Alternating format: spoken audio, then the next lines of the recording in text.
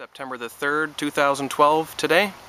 It's Drutter, and just going to show you a bit of my garden here before I do the rest of the video. Going to be a little bit of silver, a little bit of garden stuff. Nothing too important. Something to miss if you're pressed for time. My cherry tomatoes, some of them are ripening and some other plants are not. They're a little further behind. Just watered, as you can tell. I've yet to dig up those potatoes, but there are going to be quite a few in there. And I've been digging them up at my kids' house as well as my garden at my grandma's house and got a decent amount of potatoes. So it was a good year for potatoes. I'll probably do them again next year. And tomatoes are my mainstay, of course. I'll be doing them again. These cherry tomatoes are really delicious. I've been pulling them off of here for a couple of weeks now. You can eat them whole, although they're pretty big to fit in your mouth. Usually slice them up and throw them in salads and stuff. Oh, my condolences to anyone living in the USA. Your sham of a democracy is now no longer even pretending to be a democracy.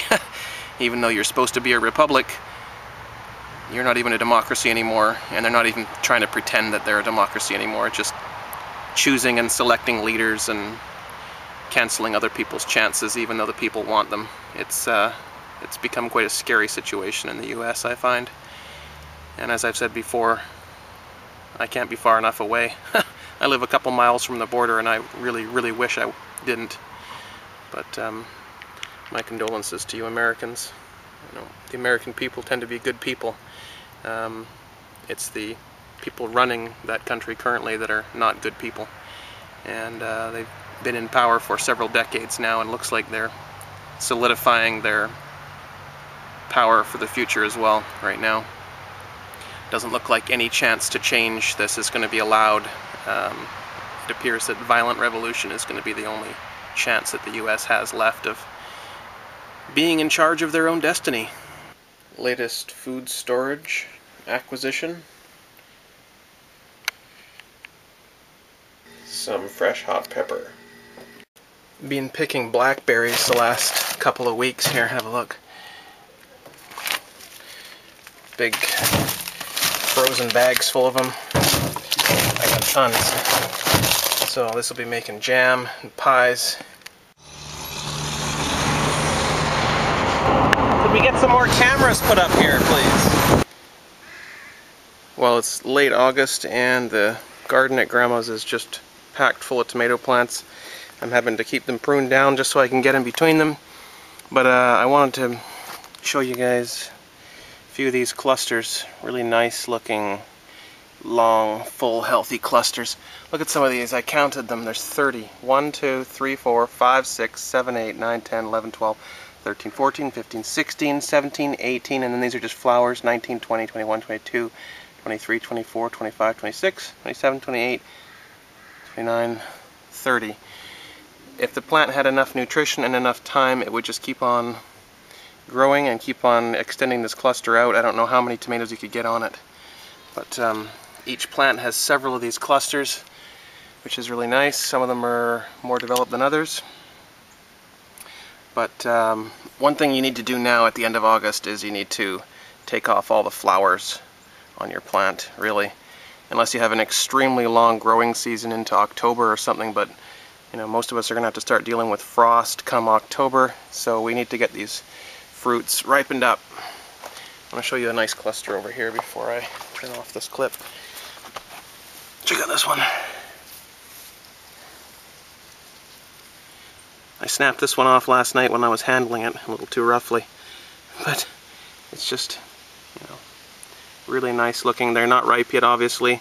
Gonna have another couple of weeks on the vine, and these will be ripening up. Still got some work to do over here, pulling off some flowers. One thing I want to mention is, with tomatoes you need to keep them off the ground. Look at this, I have this. This is just resting on the ground. You need to keep tomatoes off the ground because there are some ground-borne illnesses that tomato plants can get, like blight, or rot as it's called. I think I have a little bit over here to show you. Yeah, just a little bit. Not sure how well you can see that in this light, but just the leaves just look like they're starting to dry up or fall off or turn brown. And that's not because of poor watering at all. That's blight. That's a fungus that gets into the plant, and it lives in the soil year after year, so once you have it, you kind of always have it. It is a blight for tomato farmers everywhere, but you can do things to prevent it, and I will be talking about that in upcoming garden videos and stuff, probably next year. But look here, let's snap this off. You can see this piece is starting to get it. So you need to take those parts off your plant and just throw them away. Don't even compost them with your regular compost, because that's just returning it back to your soil. You need to throw them out with you know, the city trash or something. Get rid of them. Look at some of the clusters on this plant here. Nice cluster there. Another one there. Another there. There. There. There. And that's not all of them either. Doing really, really nice. Look at the clusters of fruit on this thing. I don't even know how many tomatoes are in there. About 20. And then it's got multiple other clusters of fruit as well.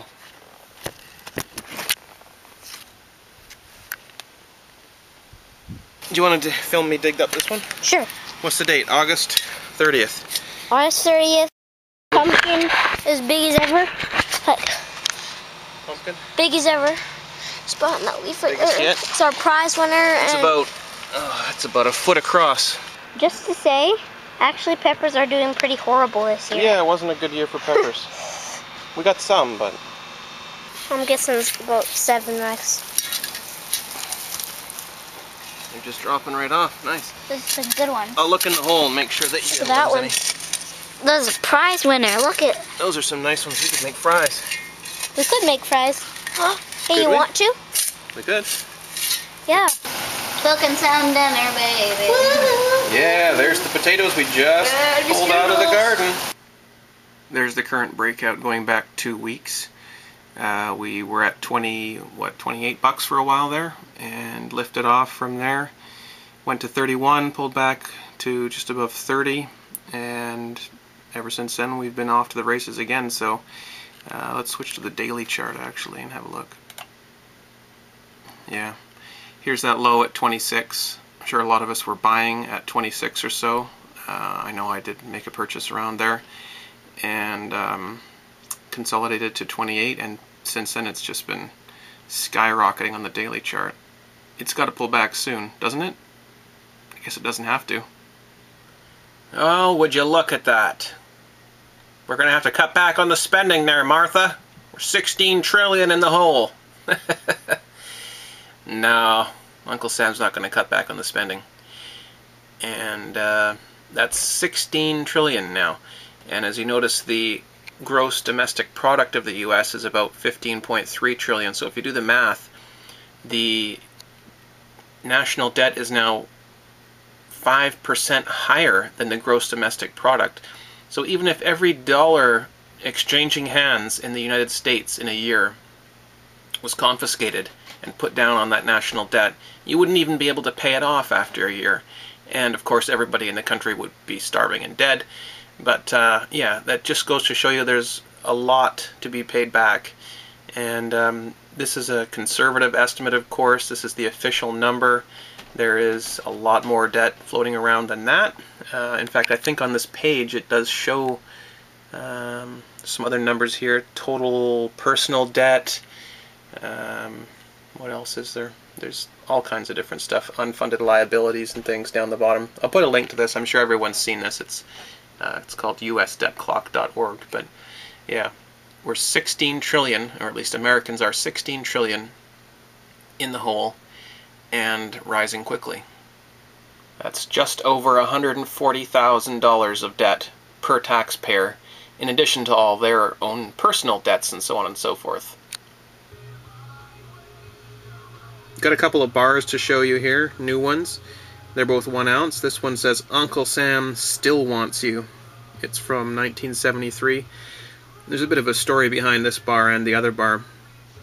I went into one of my favorite dealers, and he had these on the counter, just a big bag of them, and I said, what's this? He said, oh, someone just came in. He said he bought in 1973. he bought a whole bunch. I didn't even check. I don't even know what the price of an ounce of silver was back then, but obviously that's before the rise to $50, the first rise to $50 in 1980 or so. But apparently these bars were purchased in 1973 by an investor, and he's been holding them ever since. He held them all through the first spike to 50. And apparently he was quite upset when silver hit 50 again, and now is back down in the low 30s. So he's decided to sell out of his entire investment in silver, and he had quite a few. All the bars are different in this bag. I chose 2 of them, and both are bars I'd never seen before. Don't think I've ever seen this Uncle Sam bar before. The other side is United States Silver Corp. 1 troy ounce, $9.99 plus fine.